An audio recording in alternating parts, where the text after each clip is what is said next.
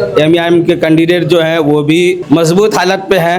बिहार में चाय की दुकान पर ही सरकार बनती है, सरकार गिरती भी है। नीतीश कुमार तो हमारे बिहार के लिए बहुत अच्छे हैं। ओवैसी में भी जा रहे हैं, जो कमज़ोर तबका के लोग हैं वो बोलते हैं कि हमारी आवाज़ संसद में वही उठाते हैं। और ज़्यादातर चर्चा इस इलाके में आबिदुर रहमान का हो रहा है। ट्रू रिपोर्ट्स में आपका स्वागत है। मैं हूं आपके साथ मुनव्वर आलम। हमारी जो चुनावी यात्रा है आज अररिया विधानसभा में, इससे पहले कि हम लोगों से बात करें, आपको हम अररिया विधानसभा की गुणागणित पहले हम समझा देते हैं। 2015 से यहां पर कांग्रेस का दबदबा रहा है। 2015 का जो बिहार विधानसभा चुनाव हुआ था, उस समय कांग्रेस के जो उम्मीदवार थे आबिदुर रहमान साहब, उनको लगभग 92,000 वोट मिले थे। दूसरे नंबर पर थे एलजेपी यानी कि लोक जनशक्ति पार्टी के उम्मीदवार अजय कुमार झा, जिनको लगभग 52,000 वोट मिले थे। यानी कि कांग्रेस के जो उम्मीदवार थे आबिदुर रहमान साहब, उनको जीत लगभग 40,000 वोटों से मिली थी। और उसके बाद अगर हम 2020 विधानसभा चुनाव की बात करें तो उस समय यहां पर इंडियन नेशनल कांग्रेस यानी कांग्रेस के उम्मीदवार आबिदुर रहमान साहब को 1,03,000 समथिंग वोट आया था, जबकि जेडीयू की जो उम्मीदवार थी शगुफ्ता अजीम साहिबा, उनको 55,000 वोट मिले थे। और एमआईएम से राशिद अनवर साहब थे, उनको 8,900 वोट मिले थे। यानी कि आबिदुर रहमान साहब को जो जीत हासिल हुई थी, लगभग 47,000 वोटों से आबिदुर रहमान साहब यहां से दूसरे मर्तबा विधायक बने। लेकिन इस बार की अगर हम बात करें तो इस बार भी कांग्रेस ने आबिदुर रहमान साहब को टिकट दिया है। वहीं दूसरी तरफ शगुफ्ता अजीम पर जेडीयू ने दूसरी मर्तबा भरोसा जताया है और एमआईएम ने अपना कैंडिडेट बदला है, इंजीनियर मंजूर को कैंडिडेट बनाया है। जो जन स्वराज की जो नेत्री हैं, जन स्वराज की जो प्रत्याशी हैं डॉक्टर फरहत आरा बेगम, वो भी मैदान में हैं। और राशिद अनवर जो पिछले मर्तबा एमआईएम के टिकट पर चुनावी मैदान में थे, इस बार वो राष्ट्रीय उलमा काउंसिल के टिकट पर इस बार चुनावी मैदान में। अब लोग क्या सोचते हैं, लोगों से बातचीत करेंगे। लोग यहाँ पर बैठे हुए हैं, चाय की दुकान है ये, और आप जानते हैं कि बिहार में चाय की दुकान पर ही सरकार बनती है, सरकार गिरती भी है। लोग यहीं पर बात करते हैं कि किसकी सरकार बनानी है। यहाँ कोई सियासी नहीं है कि बता सकते हैं कौन यहाँ जीत पाएगा। बहरहाल लोगों के हालात से, इस इलाके के नौयत से ताल्लुक से बताते हैं कि लगता है कि आबिदुर रहमान ही जीत पाएंगे। अच्छा। लेकिन बहरहाल मुश्किल भी है, इसलिए कि कुछ लोग ओवैसी में भी जा रहे हैं, जो कमज़ोर तबका के लोग हैं वो बोलते हैं कि हमारी आवाज़ संसद में वही उठाते हैं। बहरहाल इस बार ओवैसी साहब, बहरहाल इस बार एमआईएम के कैंडिडेट जो है वो भी मजबूत हालत पे हैं। अररिया में जो इंजीनियर मंजूर साहब इस बार हैं, वो भी मजबूत हालत पे हैं। और शगुफ्ता अजीम के तरफ भी लोग हैं।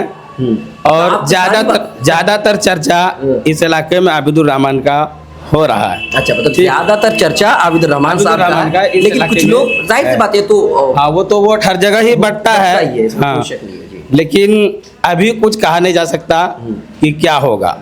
हाँ, अब जो होगा वो बेहतर होगा, हम सब देखेंगे। अच्छा, तो मैं आपसे भी जानना चाहते हैं कि 2 मर्तबा से कांग्रेस के विधायक यहाँ पर हैं। हाँ। कितना कुछ काम हुआ है या आपको लगता है कि वही बेहतर है?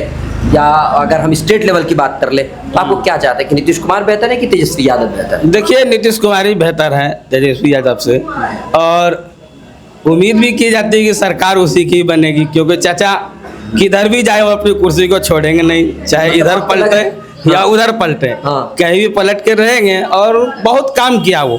बिहार नीतीश कुमार को गड्ढा में मिला था, उस पर काम किया। पहले हम लोग जब दिल्ली में पढ़ते थे, बिहार आते थे तो रेलवे से कटिहार में उतरते थे। अररिया आने के लिए बसों का इस्तेमाल करना होता था या कम गाड़ियाँ थी, बहुत परेशानी का बात था। लेकिन गड्ढे के बिहार को नीतीश कुमार ने बहुत कुछ दिया। और आप खुद जानते हैं कि कुछ शिक्षक लोग भी गए हैं तो उन्हीं का देन है। हाँ, हम लोग भी मेहनत कर रहे हैं, देखिए किस नौयत पे पहुंचते हैं। बहरहाल ये है कि तेजस्वी से तो बेस्ट है वो। तेजस्वी से बेस्ट है, बिल्कुल बेस्ट है वो। क्योंकि कैसे आप गलत उसको कहिएगा, तेजस्वी को कैसे सही कहिएगा? तेजस्वी यादव अभी कह रहे हैं कि हम हर घर में एक नौकरी, उसका तो सिर्फ आवाज है, कहाँ से लाएगा रुपया वो? अरे भाई, जिस टाइम में कोयले का पहाड़ था, बिजली नहीं किए सस्ता, आज तो नीतीश कुमार करके दिखा दिया, चाहे 125 यूनिट ही हो, जो हो किया। बहरहाल ये है कि सरकार चाचा की भी बनेगी और इधर अपने इलाके में आबिदुर रहमान का चर्चा है, लेकिन मुकाबला टक्कर का है। मतलब कांटे की टक्कर कांटे होगी, का टक्कर लेकिन होगा। है कुछ लोग हाँ। जो ये भी नहीं कहा जा सकता है कौन जीतेंगे, मतलब अभी फैसला नहीं कर फैसला नहीं हुआ है। वो लास्ट वक्त में जब 1-2 दिन बचता है, हाँ। उस टाइम में अंदाजा लगाया जा सकता है कि वोट किधर जा रहा है। हाँ, ठीक है। और वो भी चाय की दुकान पे बैठ कर चाय का दुकान तो बिहार में सियासत का मैं वही अड्डा आप कह रहा हूँ, जानते ही सियासत का गढ़ है ये। हाँ। और जो भी अंदाजा लगता है, आप लोग भी घूमते हैं, वो तो देखते ही खुद ही तजुर्बा होगा कि कहाँ क्या हो रहा नहीं हो रहा। अच्छा, मैं ये जानना चाहता हूँ एमआईएम को लेकर के लोग जो है एक परसेप्शन बनाए हुए हैं कि एमआईएम आ जाएगा तो बहुत कुछ बदल जाएगा, आपको क्या लगता है? देखिए, लोगों का भी कहना सही है और आना भी चाहिए। सबसे पहले गलती ये हुआ कि एमआईएम को गठबंधन में नहीं रखा, अच्छा। जिसका दुख भी है लोगों को। हाँ, क्योंकि तेजस्वी यादव से एक स्टेटमेंट पूछा गया कि जैसे आई लव मोहम्मद पे बात हुई तो आप क्या बोले, वो कहने लगे मैं बिहार में मुलविस हूँ। तो इससे लोगों को दर्द होता है कि भाई आप जब एक चीज़ में बात करते हैं कि हम हिंदू मुस्लिम सबको साथ लेके चलते हैं, तो हमारे साथ अगर किसी तरह का पीड़ा या दुख हो रहा है या कहीं हमें मिटाने की कोशिश किया जा रहा है या आस्था पे ठेस पहुँचाया जा रहा है, तो वहाँ पे आपको कम से कम प्रेस कॉन्फ्रेंस में बोलना होगा कि ये दुखदायी बात है। लेकिन वहाँ पे वो जाके शांत हो जाते हैं।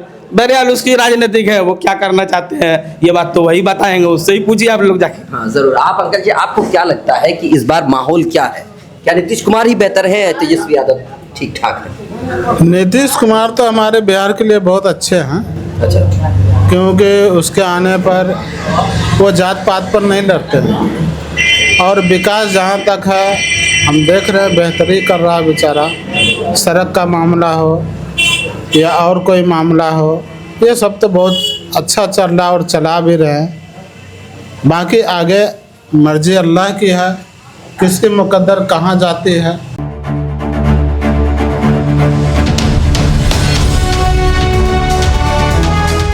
ट्रू रिपोर्ट्स, सच आप तक।